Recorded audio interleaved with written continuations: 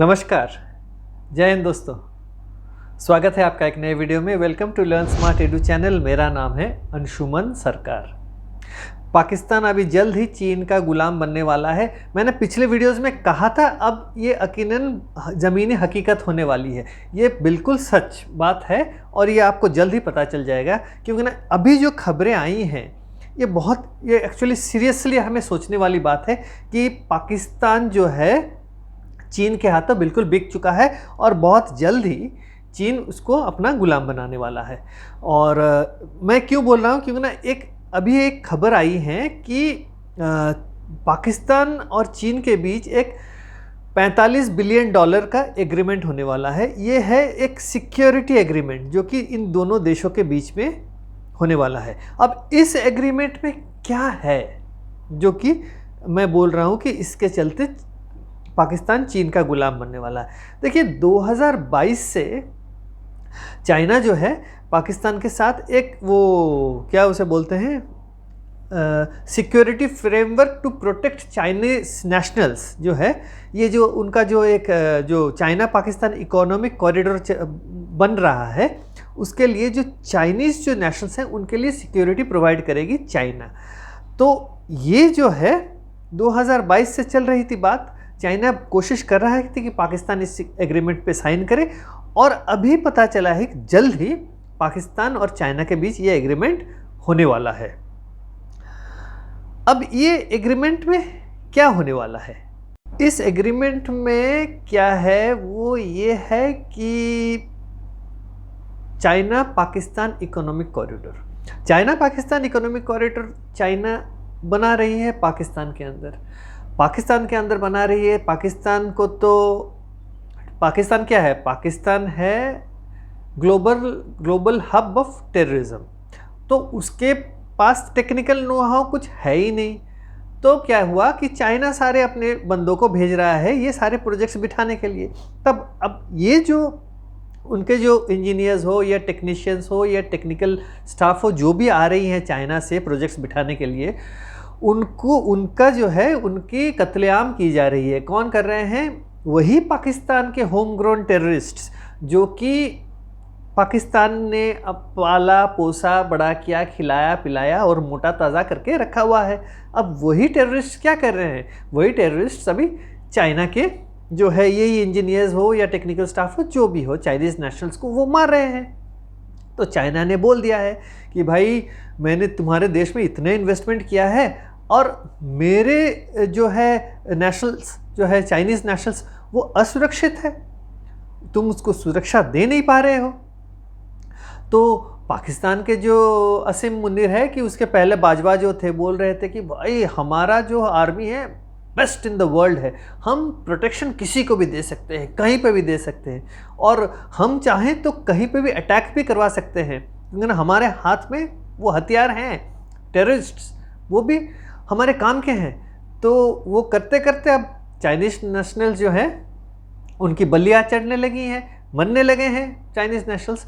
तो अब चाइना ने बोल दिया है कि भाई तू अभी एग्रीमेंट साइन करेगा, और ये जो कितने बिलियन डॉलर्स का मैंने कहा था, $45 बिलियन का ये एग्रीमेंट, सिक्योरिटी एग्रीमेंट साइन करेगा।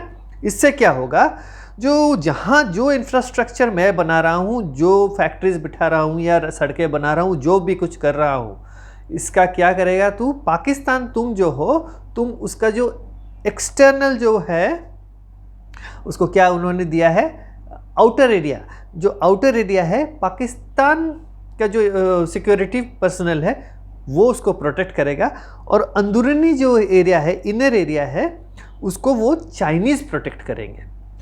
तो चाइना का कौन प्रोटेक्ट करेगा? चाइना का People's Liberation Army, Chinese army आएगी पाकिस्तान के अंदर और वो प्रोटेक्ट करेगी अपने बंदों को। तो अब बात यहाँ आके पहुँच गई है कि भाई चाइनीज़ आर्मी को अभी पाकिस्तान अलाउ करेगा अपने देश के भीतर, अपने मुल्क के भीतर खड़े होने की और प्रोटेक्ट करने की। इसका मतलब क्या है? चाइना अभी बैकडोर एंट्री उसने दे दी है चाइनीज़ ट्रूप्स को पाकिस्तान के अंदर दाखिल होने के लिए। So the Pakistani sovereignty will cease to exist. इसका मतलब कहीं पे भी आपने सुना है कि कोई एक मुल्क या देश अपने आर्मी होते हुए किसी और देश के आर्मी को अंदर आके उसके सिटीजन्स को प्रोटेक्ट करने की इजाज़त दे? अब इसका मतलब क्या है? देखिए, पाकिस्तानी आर्मी क्या बोलती है कि हम दुनिया में बेस्ट है, और लेकिन चाइनीज़ क्या बोल रहे हैं? भाई तुम क्या बेस्ट हो? बेस्ट हो ही नहीं सकते।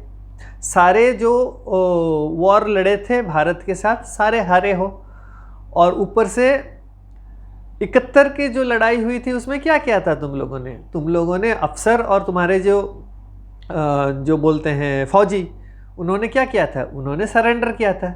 93,000 अफसर और फौजी जो है, सोल्जर्स जो है, उन्होंने अपने जो हथियार जो थे वो भारत के पाँव के नीचे डाल दिए और खड़े हो गए हाथ जोड़ के, भाई हम सरेंडर कर रहे हैं, भारत तुम्हारे सामने तुम महान हो।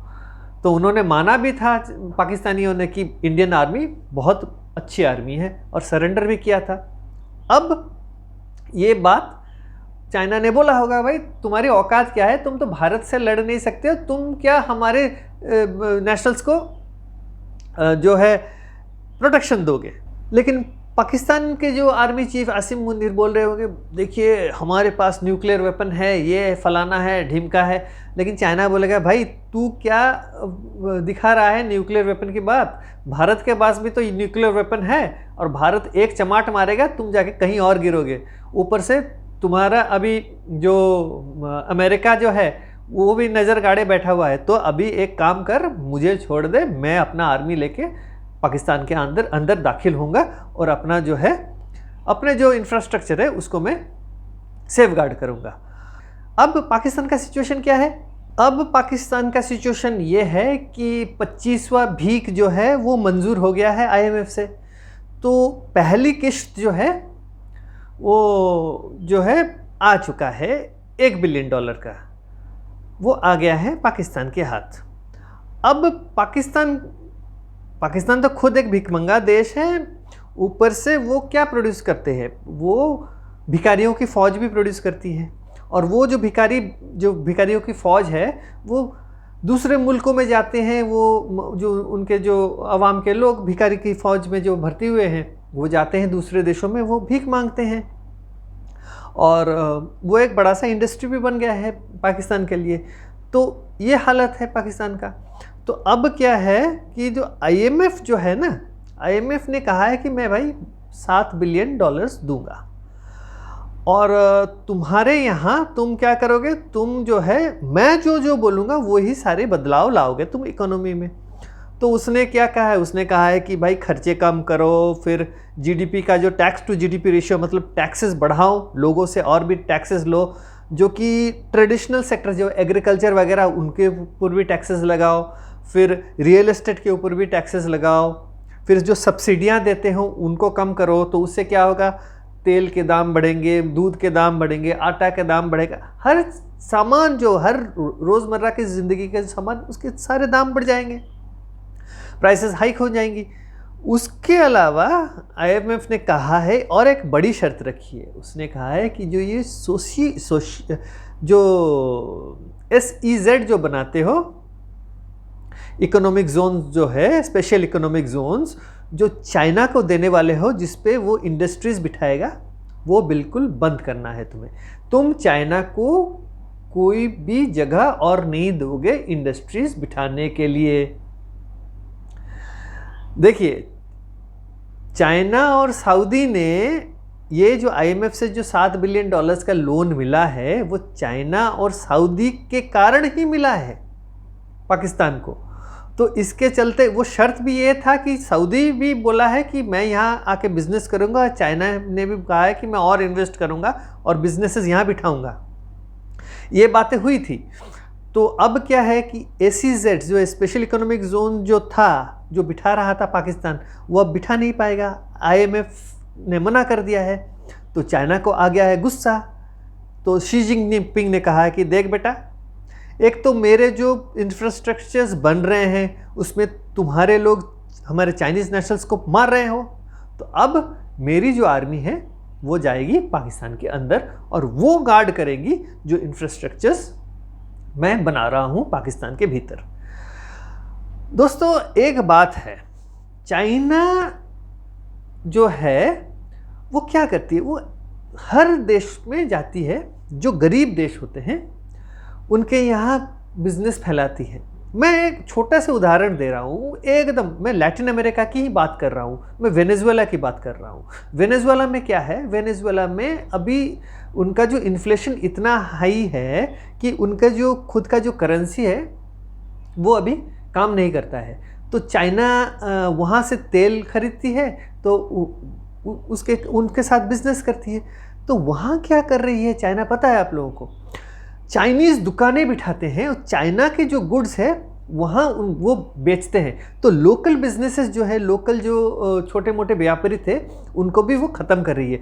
चाइनीज़ लोग आते हैं जाते हैं वेनेजुएला में, दुकानें बिठाते हैं और चाइनीज़ सामान बेचते हैं वेनेजुएला के लोगों को। ऐसे में भी वेनेजुएला अभी इकोनॉमिकली बैंकक्रप्ट देश है। उसी तरह से सूरीनाम करके एक छोटा देश है, वहाँ पे जाइएगा आप लोग, देखिएगा हर जो नुक्कड़ पे एक चाइनीज़ दुकान है। वहाँ पे चाइना से सामान लाया जाता है और उनके वहाँ लोगों को बेचा जाता है। उसी तरह से अगर हम वेस्ट इंडीज़ के आइलैंड देखेंगे, सिर्फ एग्जाम्पल दे रहा हूँ, गयाना को देखेंगे तो आप देखेंगे कि छोटे व्यापारी जो थे उनको मारने के लिए चाइना जो है बड़े बड़े सुपरमार्केट्स बिठाया हुआ है चाइना ने, और वो चाइनीज़ सामान लेके वहाँ बेच रहा है।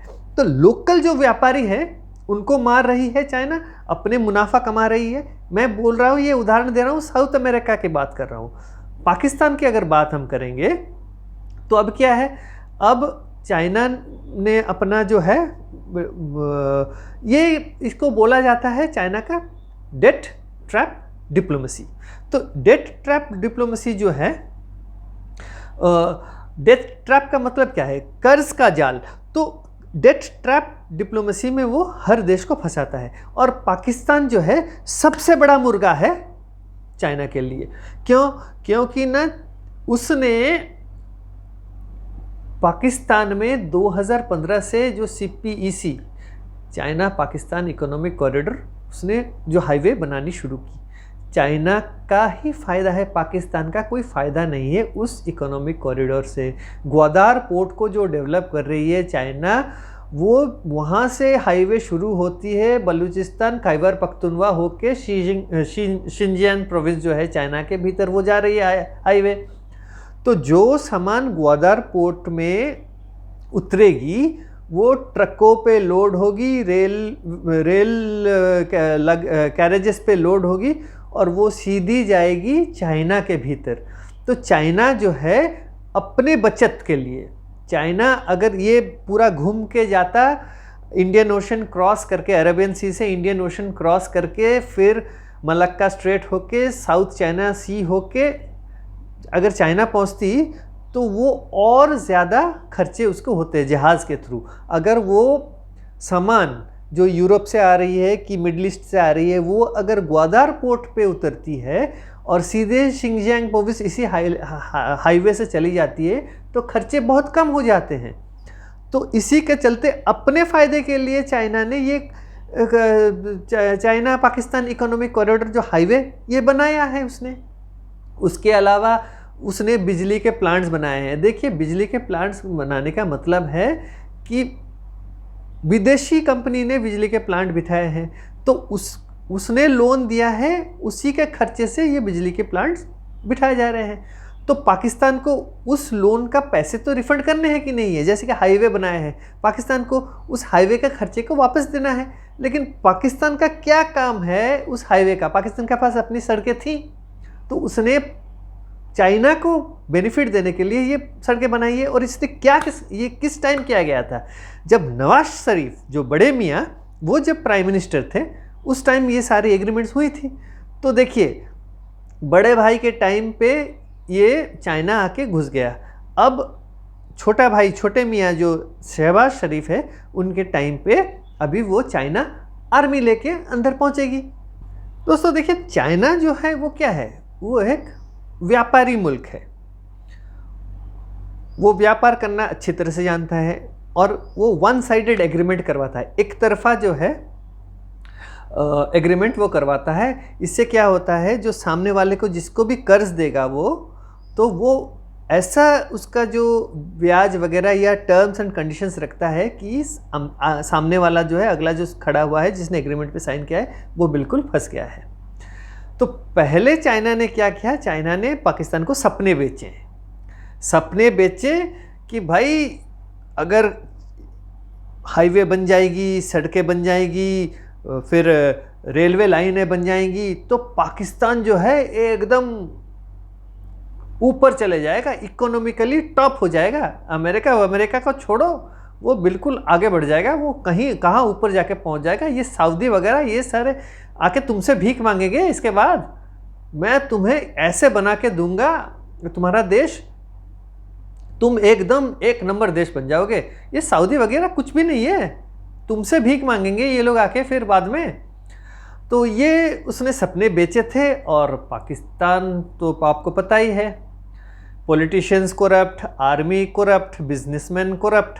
तो क्या हुआ, उन्होंने मौका देखा, मौका देखने के बाद उन्होंने क्या कहा, भाई चाइना से पैसे आएंगे, यहाँ फैक्ट्रियाँ बैठेंगी, यहाँ सड़कें बनेंगी, तो हमारे तो वारे न्यारे, हमारे पॉकेट फुल। तो इस चक्कर में क्या हो गया, चाइना से पैसे आते रहे, उस पर काम होता रहा, पाकिस्तान के पॉलिटिशियंस और आर्मी और ब्यूरोक्रेट्स जो अफसरान सारे लूटने लगे, अपने अपने मकान विदेशों में, बच्चों को पढ़ाने भेज दिया, बच्चों को सेटल कर दिया, अमेरिका, यूके, यूरोप, हर जगह। तो उनके मकान सऊदी, यूएई, वहाँ अमेरिका, लंदन, हर जगह मकाने हैं, बच्चे का वहीं पे सेटल्ड हैं, तो उनका तो लाइफ सेट हो गया। अब उनको पता है कि अगर कल को पाकिस्तान डूब भी रही है, वो लोग तो भाग जाएंगे, परेशान कौन होगी, वो होगी पाकिस्तान की आवाम। अब नौबत आज यहाँ तक आके खड़ी हुई है कि पाकिस्तान जो है चाइना से आज के डेट में 102.85 बिलियन डॉलर्स का कर्ज है चाइना के ऊपर, उसको लौटाने हैं 102.85 बिलियन डॉलर्स, ये चाइना को सिर्फ लौटाने हैं। और चाइना, देखिए चाइना क्यों अपने पैसे क्यों छोड़ेगा, वो नहीं छोड़ेगा। उसने कहा है कि मैंने बेटा कर्ज दिया है तुम्हें, अब तू वापस कर।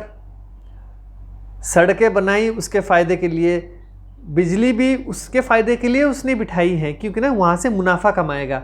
बिजली के दरें इतनी बड़ी, बिजली की बिल जो है इतना ऊंचा होगा कि जो भी मुनाफा जो है कलेजे काट के वो लेगा पाकिस्तानी आवाम से पैसे। तो ये था पाकिस्तान का, ये चाइना का जो है आइडिया था। अब क्या हुआ कि पाकिस्तान अभी SEZ भी नहीं बिठा पा रहा है, क्योंकि IMF ने मना किया है। शी जिनपिंग को आ गया गुस्सा, उसने कहा कि भाई अब मेरी आर्मी जाएगी वहाँ तुम्हारे देश के भीतर। और एक बात भी है, देखिए अभी SCO जो शंघाई कोऑपरेशन ऑर्गेनाइजेशन का समिट होने वाला है कराची इंटरनेशनल एयरपोर्ट में। क्या हुआ, अभी पिछले हफ्ते की बात है कि 2 चाइनीज़ नेशनल्स मारे गए हैं, टेरर अटैक हुआ था एयरपोर्ट के बाहर। तो चाइनीज़ नेशनल्स तो मरे हैं ना, तो चाइना का वाजिब डिमांड है। अब वो अगर आर्मी भेजती भी है तो वो क्या करेगी, चाइना जो है अपना जो है आर्म्स, एम्यूनेशंस, वेपन्स वगैरह लेके आएगी, तो एक दूसरा देश जो है अपना जो है अड्डा बनाएगी पाकिस्तान के भीतर। देखिए भारत अभी हंस रहा है, भारत अभी हंस क्यों रहा है, क्योंकि ना गलवान में ऐसा मार मारा था चाइना को कि चाइना को छठी की दूध याद आ गई है। अब चाइना बोल रहा है कि बाप कर रहा है कि भाई हम तुम्हारे से अभी और पंगे नहीं लेना चाहते हैं। जो पेट्रोलिंग पॉइंट है अभी 20-22 राउंड टॉक्स कर रहे हैं। उसको लग रहा था कि भाई इंडिया वही 60 के दशक का इंडिया है, झुक जाएगा सामने। अब और नहीं झुकेगा बेटा, अब तुम्हें भी भुगतना पड़ेगा।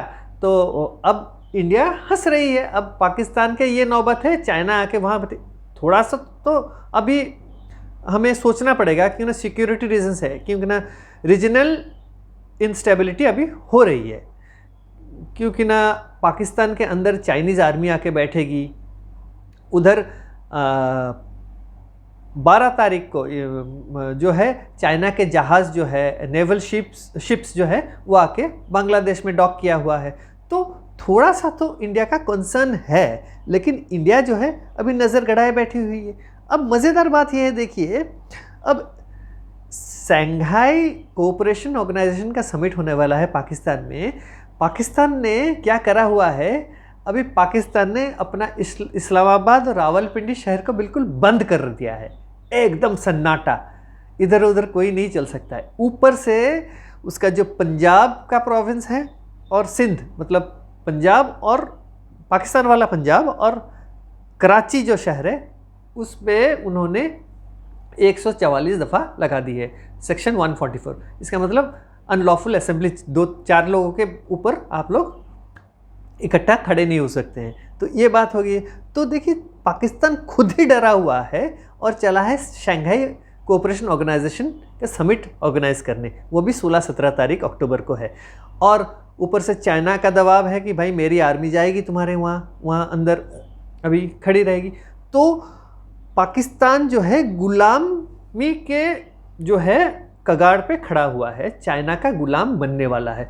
तो अगर इसका मतलब यह है कि दुनिया में पहले हमने सुना था कि अंग्रेज़, स्पेन, पोर्टुगल, डच ये गुलाम बनाते थे देशों को।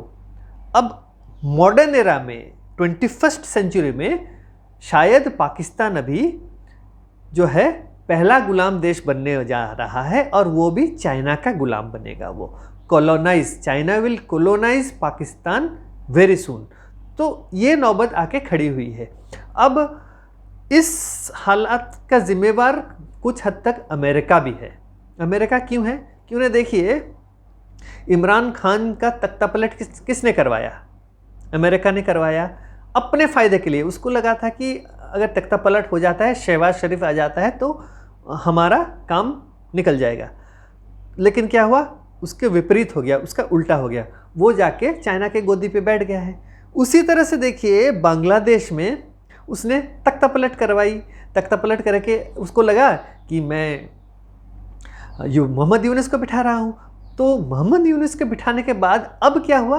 अब जो है जिहादी जो है, मोहम्मद यूनुस ने हाथ मिला दी जिहादियों के साथ। अब जिहादी जो है बांग्लादेश को कंट्रोल करेंगी।